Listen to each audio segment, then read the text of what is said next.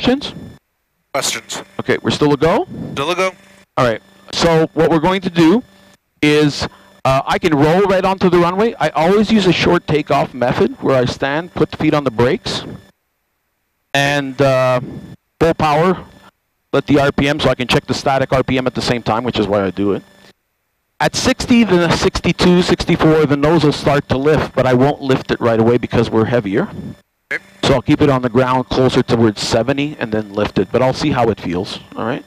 All right. Altisbury traffic, Foxtrot Zulu Sierra Zulu, taking position, runway 2A for immediate departure. We'll be exiting the area to the east. Foxtrot Zulu Sierra Zulu, Altisbury. There's my 38. 40 at Alpha will be about 55. There it is. 60. And we'll start to lift. See the way she takes a little longer to come off when I lift her at 65? Yeah. So we'll keep her steady. 78, I've got positive climb. Gear comes up. Are you all right? Yeah. So I'll start my turnout. 50, Golf Bravo Tango Yankee is 10 miles to the northwest, about 7 minutes from the field. Inbound for landing, bicycle traffic.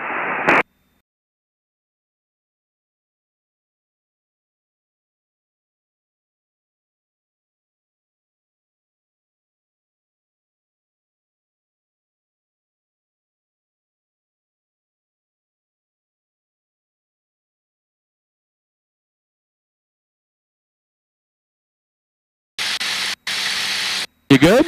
I'm good. Just trying to see where the airport was. It's back behind us there. Yeah, I can't see it on. You can see it here.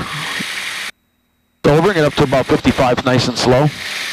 So we're doing it at almost 1,000 feet per minute now. We'll bring it 55 and we'll head out and then I'll let you fly. Okay. All right? Open the Xbox final 16. We're on the overshoot and we're going to climb out to 5,000 feet southbound before turning on course. Open the Xbox See 142 knots indicated. Yep. Oh, there it is. I was hoping for my true airspeed. I just put in the temperature. I guess I got to reset these guys. So you see, this is working. God damn, it is working. I've been fighting for the GPS to feed this guy, but it is because there's 157 knots and there's 157 knots, so that's my ground speed. Okay, so that's not bad. Oh, I'm happy, dude.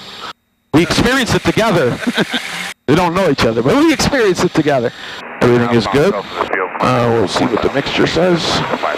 Get it up there. All right, you have control. You don't have to worry too much about the rudder pedals if you don't want to. But you can put your feet on it if you want. Very fine adjustments, I noticed. Yeah, you fly within an inch. One whole inch. Yeah. I mean, if you want to do a steep turn, I'll make sure that we don't dive. But you got to remember, see, like now we're going down. Yeah. So it's very, very sensitive. Now, yeah, I mean, you would trim it accordingly, of course. You see, like, you see the way I'm just touching the trim? It hasn't moved yet. Do you see how much we're changing? Yeah. Changing our pitch? And I can see what you mean by I am heavy, because I can feel having to correct to the left. Right, well, I'm putting more trim to the left there. You see, like now I just added the trim, because I've got an aileron trim. So last time I flew along. Yeah. So I mean, if you bank left, let's head out towards those mountain peaks like that way. Okay. You see you're barely touching the stick? Yeah. It's crazy, isn't it? Yeah, I'm at, what, 20 degrees already? Yeah. This is so the thing here is that the Lancair has two settings for the rigging on the ailerons, the sensitive and the unsensitive. Less sensitive. Yeah. So which means you need more movement. This is set to less sensitive. Bring the nose up. There's your tendency right there. See the white bar? Yeah. Now climbing. 8, try to level off. Traffic, extra Bravo. Keeping your eyes out? Under 2-4. I'm mainly just checking altitude to make sure I'm not descending or climbing. Yeah. Here, let me have control. Your control? Yeah. So I mean, Yeah, I just sent it again. And I'm not going to bounce this around because I'm not that type of pilot.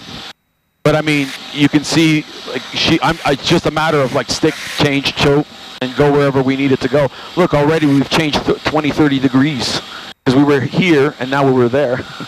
Yeah. That's not bad. I thought it'd be a lot more turbulent. Yeah, I was expecting it to be bumpy too. When I first took the stick, it was kicking us, yaw, but I don't think I was on the pedals enough. Well, I actually fly. You don't have your feet on the pedals now? But they're just resting on them. Yeah, exactly. Yeah, I usually don't fly because she's pretty straight and true. So I usually don't fly on the pedals unless I have to. The best glide with this plane is 104 knots. So immediately if we had an engine failure, we'd pull up on the nose right away to get it to 104 knots. So we gain from the climb of our forward motion.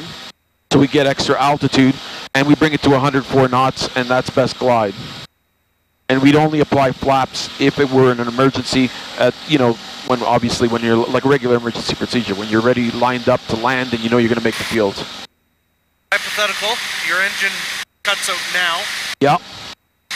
You got these farmers' fields. Are you gear up or gear down? In a field, depending on the time of season, but right now I'd go gear up for most of them. Okay. Yeah, I'd go gear up for most of them. However, because there's a road that comes right this way, and there's a road that's crossing this way here, I'd go for the road first. Because I don't see too many telephone poles. But our chances would be good to be able to land and save the plane. But saving the plane is never in my mind. It's saving the passengers that's more important.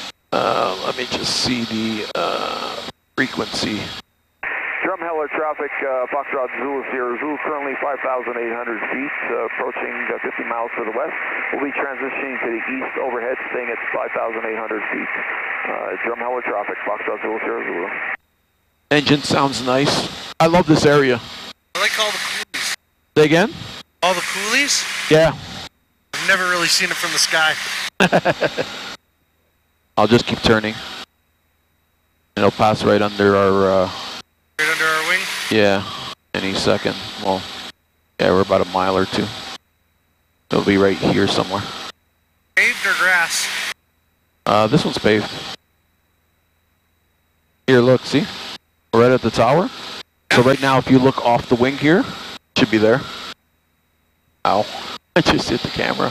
Oh yeah, okay, I see it. Yeah? It just blended in with all the terrain. Yeah, that's... Yeah. As you know, welcome to flying in winter. You want control? You want to take more pictures? I can take control. I'll let you level out and then I'll take it. Oh, you can have it. You good? My airplane? Your airplane. It's been 2 years since you've flown? Yes. Wow. It's the first time? Yes. Oh, you're doing pretty good. We'll switch to Three Hills, which is close by. Because everything around this whole area is usually 1232, which is the same as Disbury. So since Three Hills about, what, 20, 25 away? You're doing great, dude. Thank you. For someone who hasn't flown in ages. Oh, you got it trimmed out nice. Bicycle traffic, Cessna 180, Lima Charlie Fox is 4 to the southeast. Northbound, 6,300 feet. We'll be transiting on the east side of the area, bicycle traffic. So the approach into Didsbury, gear extend is 121 knots. So at 110 we can lower flaps. Okay, and keep in mind 28 is there, so we're going to cross. We're going to kind of keep it like that, but we want to find the runway before we start to turn in. I always have problems finding this damn airport in the winter. It blends into everything. Yeah, it really does. It really does. It's because, you see there's like a mini lake like this before you get to 10, and that kind of helps out. But with the snow, everything looks like a mini lake. Yeah. You want me to maintain 52, or do you want me to climb? No, you're going to bring it down. Yeah, I'm feeling good now. Bring it down to about 46, 45. So everyone, thanks for joining me. I'm Tony. That's Adam. First time he hasn't flown in a couple of years, and he's doing great. Don't forget to like and subscribe. I'd appreciate the support. Let's get me to 1,000 subscribers. We'll see you next time. Take care.